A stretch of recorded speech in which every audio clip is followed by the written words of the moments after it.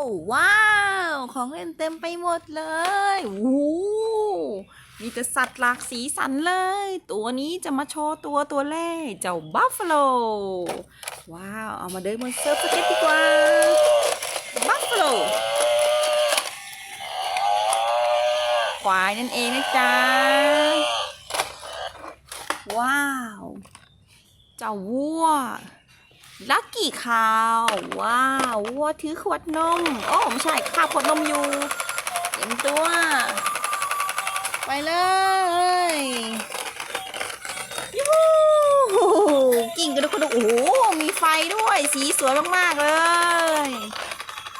ตัวต่อไปตัวอะไรดีนะว้าวนั่นเจ้าช้าง elephant ช้างตัวนี้เดินทางมาไกลจากแอฟริกาเลยนี่โอ้ตัวใหญ่มาก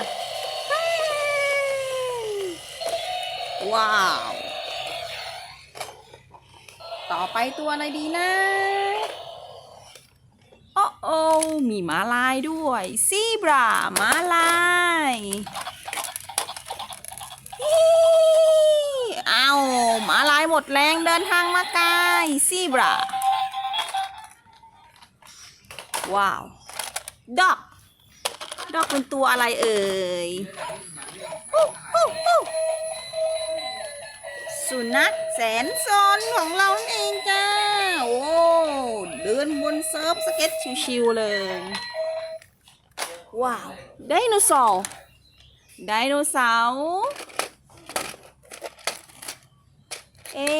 เปิดสวิตช์ตรงไหนนะนั่นไงตรงไข่นั่นเอง